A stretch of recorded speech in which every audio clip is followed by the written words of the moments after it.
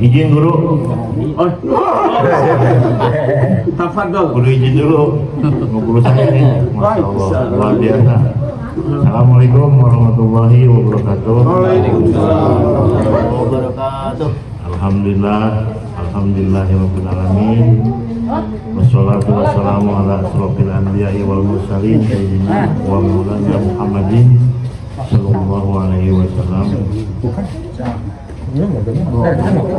Allahumma sholli wa sallim ala nabiyyina Muhammad wa ala ali sayyidina Muhammad. Bersyukur pada Allah karena pada hari ini di hari yang cerah, alhamdulillah kita sama-sama bisa dikumpulkan Allah dalam suatu kebaikan, di mana kita tadi sudah melaksanakan majelis ilmu ya, sekaligus silaturahmi basal penutupan pengajian. Alhamdulillah apa-apa yang telah disampaikan oleh guru kita tadi mudah-mudahan menjadi ibrah buat kita hidup, terutama menjelang kita Ramadan ini, sehingga kita punya modal untuk berusaha memperbaiki akidah kita, iman kita, karena dengan memperbaiki iman, insya Allah kita akan mendapatkan apa yang dicita-citakan sendiri di dalam kewajiban kita di bulan Ramadan, yaitu melaksanakan puasa untuk mencapai takwa. Kalau di rumah kita dari kecil nih, kalau kita selalu ikut Jumatan itu, wasiat khotib yang pertama itu kan wasiatnya wasiat takwa. Jadi kalau secara umum itu wasiat takwa itu melaksanakan segala perintah Allah, kemudian menjauhi larangan Allah. Itu secara umum ya. Kalau secara khususnya mungkin kalau sering baca Quran sudah ada di surat 39 ayat 33. Jadi orang yang bertakwa itu adalah orang yang membawa risalah Allah dan orang yang membenarkannya, itulah orang yang takwa. Jadi kalau pembawa itu berarti Rasul, yang membenarkannya adalah umat. Jadi itu contoh untuk pimpinan kita Nabi besar Muhammad Sallallahu Alaihi Wasallam. Jadi patokannya adalah kebenaran. Makanya diharamkan siapa saja umat Islam kalau merasa diri paling benar, itu nggak boleh. Tapi berada di atas kebenaran, kebenaran yang datang dari Allah itu adalah sunnah atau kewajiban kita. Jadi wasiat khotib itu harus kita pegang, apalagi kita menyambut Ramadan ini. Dan memang hampir seluruhnya ujangan dari guru-guru kita itu bahwa bulan Ramadan itu adalah untuk melaksanakan suatu kewajiban kita yang menjadi rukun Islam kita yang keempat atau ketiga, puasa. Dunia Islam melakukan syahadat, sholat, puasa ya. Puasa ya, puasa kita kewajiban kita yang ketiga, yang menjadi kewajiban kita, yang tujuannya menjadi takwa gitu. Jadi dengan berpuasa insya Allah kita menjadi takwa. Jadi kalau dipikirkan sekarang modern mah, yang nggak boleh puasa, yang nggak bisa puasa cuma dua, yang sakit sama yang lagi perjalanan. Itu aja sebenarnya. Yang lain mah ya tinggal belajar masing-masing. Intinya begitu aja kemarin tuh dapatnya. Yang nggak boleh puasa, yang bisa nggak puasa itu cuma dua, satu lagi sakit, kedua dalam perjalanan apa bahasa Safar. Ah ya, safar. Jadi kembali. Dan memang juga ada yang lupa gitu ya, lupa apa gimana gitu, kalau terlalu berat jadi sampaikan. Jadi saya menyampaikan yang berat nih ya, buat Ramadan ini kita sampaikan, ada guru saya dan itu tinggal dijazain sama guru saya ya. Jadi sebenarnya mah di bulan Ramadan ini ada yang terpenting yang menjadi ibrah buat kita. Apa itu? Sebagaimana Allah turunkan di dalam Al-Baqarah 185. Syahrul Ramadana lagi unzila fil Quran hudan linas wa bainatin minal huda wal furqan sebenarnya di Ramadan itu diturunkannya Quran, makanya kan ada di dalam Ramadan itu di hari-hari terakhir itu ada sebutnya apa? Malam Lailatul Qadar. Malam itu boleh minta Nabi kita loh. Kenapa? Saking irinya beliau dengan Nabi sebelumnya, yaitu Nabi Sam'un, atau dalam bahasa Arab bukan Sam'un, kalau kita Samson ya, saya Nabi Sam'un benar. Karena beliau ibadahnya tekun sampai 1000 bulan, makanya beliau mau gimana caranya umatnya juga cepat gitu. Saking sayangnya tuh Nabi Muhammad sama kita, maka adanya malam Lailatul Qadar, malam yang melebihi di bulan. Kalau 1 tahun berapa bulan? 12. Berarti kalau 1000 bulan dibagi 12 berapa? 83,3 tahun. Keberkahannya itu berarti sebagaimana sebanyak hampir 83. Ada kira-kira umur kita ada yang 83? Ada sebenarnya ada lagi. Saya masih muda. Jadi artinya dengan mendapatkan Lailatul Qadar itu bahwa kita akan berkah hidupnya sebagaimana 1000 bulan atau 83 tahun itu hidup itu berarti yang artinya beberapa tahun yang akan datang pun sudah diberkahi itu kalau kita mendapatkan Lailatul Qadar. Bagaimana cara mendapatkan itu kan begitu. Kita tadi balik lagi ke ayat itu tadi. Sahru Ramadan alladzi unzila fihi Quran. Jadi bulan Ramadan itu bulan diturunkannya Quran. Kita kudu paham Quran itu apa fungsinya tadi. Hudan linnas, petunjuk bagi manusia, wa bainatin minal huda, penjelas dari petunjuk itu, dan ketiganya Quran yang bisa membedakan antara yang hak dan batil. Dengan Quran ini makanya kita nggak usah ribut ada perselisihan, kita kembalikan sebagaimana wasiat Nabi. Kalau orang-orang NU tahu dah, ada mesin NU kan dipanjang majalah Almanak itu yang ada kalimat Taroktu fikum amroini masyakum bima lan tadiru abada kitab Allah wa sunnatur rasul. Kita jangan ribut nih sama muslim kalau ada perbedaan gitu, jangan merasa pilih-pilih benar, bukan, balikin aja tadi. Yang penting sesat dan tidak sesatnya wasiat tadi kepada kitab Allah itu Quran wa sunnatur rasul. Sunnah itu apa? Sebagai pemulai daripada Quran itu, artinya perintah Nabi dalam melaksanakan itu sunnahnya, perbuatannya. Kalau ucapannya di surat apa tadi? Wa ma yantiqu anil hawa in huwa illa wahyu yuha. Surat 53 kalau surat 34. Jadi umat Islam itu harus terikat dengan dua dalam hal kebenaran. Tindakannya surat 3321 lakon kana lakum fi rasulillahi uswatun hasanah. Ketika ucapannya wa ma yantiqu anil hawa in huwa illa wahyu yuha. Itu jadi kita nggak usah ribut ketika ada perbedaan, kita kembalikan sesuai dengan wasiat Nabi. Sesat nggak sesatnya kita, itu ukurannya. Makanya saya hanya mengingatkan, takutnya lupa karena saya bukan guru ya. Kalau guru mah udah jelas ada disebutnya guru itu secara apa namanya, sekolah itu secara pendidikan secara formal, ada non formal. Kita mah non formal, jadi nggak ada bodoh, nggak ada pintar kita nih ya. Kita balikin surat wal asri supaya kita jadi untung. Wal asri innal insana lafi khusr illal ladzina amanu wa amilus sholihat wa tawassaw bil haqq wa tawassaw bis sabr. Betul nggak Ustaz? Betul Dendi? Ya, jadi supaya untung kita harus mau saling bertawasiah, bernasihat. Itu di wal asri.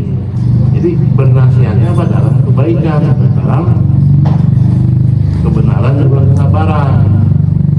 Jadi memang beriman itu harus terus sabar. Apalagi kemarin baru ketahuan nih, kalau yang belum belajar mungkin ya tentang apa yang kita dapatkan dari kecil. Kita kan sudah dibacain ya, tujuh mengandung aja sampai kita sekarang ikut ngeriung ya. Itu kan sudah bacain Yasin, tahlilan. Padahal di surat 60 jelas bahwa setan itu musuh yang nyata. Dan kemarin si Jeffrey itu kan anak buahnya Dajjal, ya, yang menyembah si Baal. Di surat As-Saffat ayat 25 kan, dia menyembah Baal. Baal itu salah satu setan iblis di zaman Nabi Ilyas. Itu sebenarnya suatu literasi yang Allah berikan kepada kita untuk membuka tabir. Jadi kalau yang pernah belajar mengenal ketika belajar akidah, kalau belajar akidah pasti dipelajari musuh. Karena akidah itu benar, musuhnya pasti ada. Siapa? Setan, iblis, atau Dajjal. Berbentuk Dajjalnya manusia itu lahir di abad 17, namanya Adam Weishaupt. Nah, disitulah yang dia mempunyai rencana untuk mempersatukan satu dunia, terus Odo Sokleku, tatanan dunia baru, atau bahasa sekarang yang dikenal itu The Satanic atau Freemason atau Illuminati. Dan Jeffrey ini termasuk berarti murid teladan nih di abad ini yang sudah Allah tampilkan gitu untuk kita bagi yang perhatikan. Ya mungkin kalau yang perhatikan nggak inilah ya. Jadi kalau yang pernah belajar kepada guru-guru, saya sudah mengingatkan bahwa inilah bentuk Dajjal aslinya yang berbentuk manusia. Karena di tahun 17 saja, di abad ke-17 setelah kita, kalau abad 17 berarti kalau Nabi Muhammad kan di abad 6 ya, 560 abad 6, 17 itu 11 abad.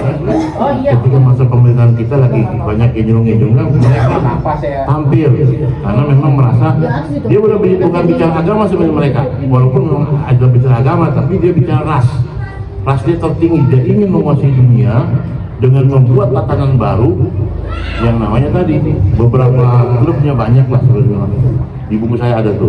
Jadi intinya kembali lagi bahwa kita harus menjaga akidah kita sebagai umat Islam yang selalu diwasiatkan sama khotib Jumat bahwa kita harus semakin meningkatkan iman dan takwa kita kepada Allah. Jadi takwa tadi kalau menurut Quran dibaca aja kalau ada di HP-nya di surat 39 dan 33. Jadi orang yang bertakwa itu adalah orang yang membawa kebenaran dan yang membenarkannya. Jadi kalau kita itu dikembalikan kepada asal-usulnya, berarti yang membawa kebenaran ada Rasul, membawa risalah, yang membenarkannya umatnya. Makanya kemarin saya dapat lagi tuh ketika acara kemarin di bulan Rajab itu Isra Mi'raj. Jadi kalau kata guru mah, kalau seandainya kita hidup pada zaman Nabi Muhammad dengan kondisi kita terhadap Quran seperti ini, bisa jadi kita bukan ikut Abu Bakar Siddiq alaihissalam yang punya gelar As-Siddiq, malah kita mungkin ikutnya si Abu Jahal.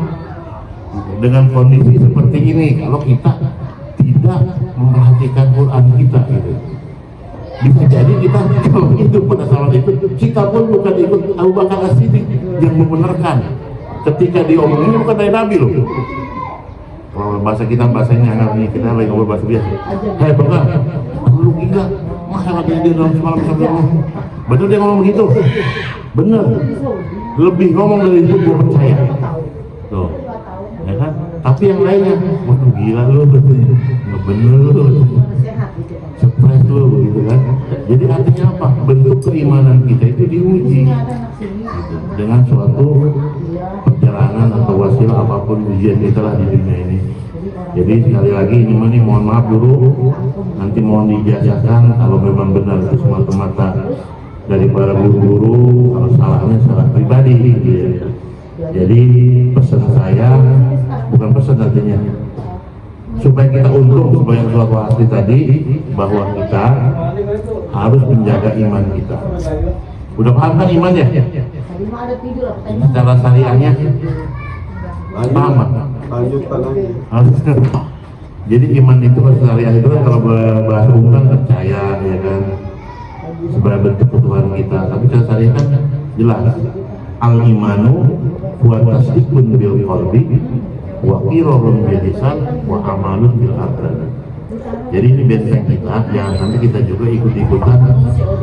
Ya ngomong ya, salah satu di antara wali kita ada wali yang satu lagi apa namanya, Siti Jenar ya, itu kan benar ya mani ya. Tapi kan ada dasarnya bahwa salah satunya Aku adalah Allah, Allah adalah aku. Padahal bukan begitu. Kalau di surat 57 ayat 4 bahwa Allah itu ada bersama kita. Allah ada bersama kita gitu. Bukan Allah itu kita Allah, bukan. Tapi Allah berada bersama kita. Baca aja tuh di surat 57 ayat 4. Ya kan? Allah bersama kita. Dan Allah itu dekat. Bahkan lebih dekat daripada urat leher. Disitulah disebut tasawuf kita. Makanya tasawuf kita itu harus bersyariah. Semua benar itu. Cuma kan kalau belum nyampe bahaya nanti. Jadi artinya mengiyakan sesuatu yang belum waktunya gitu. Makanya tadi bahwa kita itu tetap syariah jangan dilupakan, karena salah satu keistimewaan Ramadan ini adalah diturunkannya Al-Quran. Makanya ketika turun Al-Quran kita diwajibkan saum, menahan diri sesuatu yang halal menjadi haram, sesuatu haram yang menjadi halal. Betul nggak? Istri kita kan halal, siang hari mah menjadi haram kan? Jadi seperti itu. Sekali lagi mohon maaf, jadi bahwa kita itu tidak boleh merasa diri paling benar, itu kejoliman. Tetapi berada di atas kebenaran yang hak itu adalah sunnah. Kenapa? Karena Allah sendiri yang ngomong di Al-Baqarah dan di Al-Imran. Ya kan? Al-Haqqu mirobika ala takunanna minal mumtarin. Yang satu lagi Al-Haqqu mirobika ala takum minal mumtarin. Kebenaran itu datangnya dari Allah, makanya jangan ragu-ragu. Bagaimana bisa kita nggak ragu-ragu? Jalikal kita gula roy bapi hudalil mustaqim. Itu ada di Quran semua. Makanya kalau kata bahasa dulu mah dari guru kita itu disebutnya ilmu tematik. Jadi apa-apa kita pakai dasar kita ngomongnya. Jadi berquran di dalam Quran. Makanya banyak yang pada masuk Islam. Di luar negeri mah cukup kita membaca Quran pun udah paham. Bukan berarti kita boleh kita Islam lain. Justru kalau kita mau umat Islam setelah tahu Quran, kudu mempelajari, kita harus hormati. Contoh nih kita yang umur 50 tahun nggak baca Quran, ada anak lulusan pesantren yang ilmu nahu sorobnya, ilmu makhrajnya, ilmu soal itu benar, kita wajib belajar juga sama dia. Jangan malu gitu. Karena unjur makolah wahat tanjur mankolah. Apalagi dalam waktu Jumat yang sering nggak pakai Indonesia, itu kan selalu baca surat 724 ya. Wa ija Quran, wa ija kuliah Al-Quranu pastami'u lahu wa amsitu lalakum tuhamun. Kalau Bung Hermawan nih pasti apa ya Quran, dia khatam Quran ya, surat 724 yang sering dibaca khotib ya. Jadi dengarkan aja, perhatikan.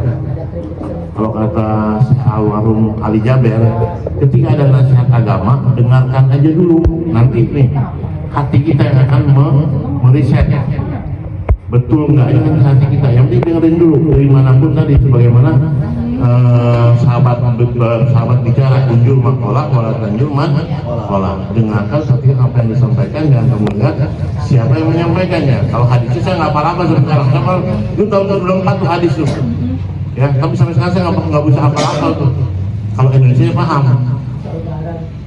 Hai manusia, bertakwalah kepada Allah.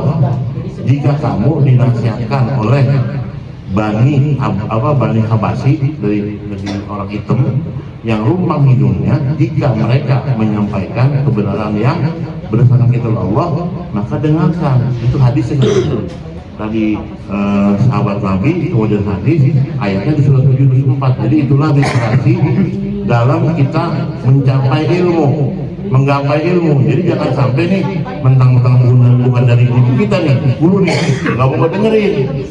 Jangankan kalau soal ilmu, tapi soal ilmu ya, bukan tersabu ya, bukan budaya ya. Tapi kalau soal ilmu, jangankan dari umat Islam yang beda mazhab, dari orang kafir pun kalau soal ilmu boleh.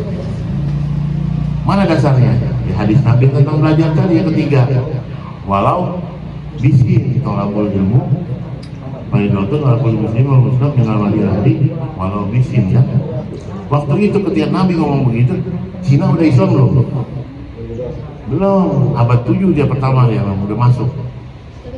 Sampai sekarang ada tuh di namanya suku Hui, ke Uighur atau apa tuh namanya daerah Cina itu, di situ Muslim. Dia lebih dulu dari kita abad 13-14 kan. Gitu. Jadi sekali lagi hal ilmu mah dari mana aja ambil, ya ambil. Nanti yang meredamnya hati kita. Gitu. Tadi karena kembali pada iman, karena iman itu al-imanu wa tasdiqun bil qalbi, membenarkan hatinya, wa qirarun bil lisan, diucapkan mulutnya, wa amalun bil arkan. Jadi iman itu terdiri dari 3 susunan, diucapkan, diyakini hatinya, diamalkan. Karena terbukti paman Nabi bagaimana kurang perjuangannya, gimana kurang pertolongan sama agama, perlindungannya terhadap Nabi Muhammad ketika wafat nggak mengucapkan syahadat, ya kan, betul nggak? Abu Thalib bagaimana Nabi minta sama Allah, pengen doain, Allah kasih ayatnya kayak gitu. Jadi sekali lagi mohon maaf apabila apa yang saya ucapkan menyakiti, menyinggung, dan juga kurang berkenan, semata-mata kesalahan dari pribadi. Kalaupun benar, itu benarnya daripada ajaran guru-guru kita. Sekali lagi kembali kepada akar rumah tangga kita menjelang Ramadan ini, saya mengucapkan untuk pribadi saya dan keluarga mohon maaf lahir dan batin apabila saya secara ucap, secara lampah, secara pikiran kurang berkenan, menyakiti teman-teman, sahabat semua. Apalagi ya dalam kondisi begini saya banyak, kalau kata banyak repotin lah teman-teman gitu. Jadi saya mohon maaf lahir dan batin. Begitupun saya insya Allah akan memaafkan lahir dan batin teman-teman semua. Sekali lagi ingat lagi bahwa wasiat terutama di bulan Ramadan adalah diturunkannya Al-Quran sebagai hidup bagi manusia, penjelas daripada tembok itu dan pembeda. Jadi insya Allah kita menjadi takwa. Wabillahi taufiq wal hidayah. Wassalamualaikum warahmatullahi wabarakatuh. Waalaikumsalam.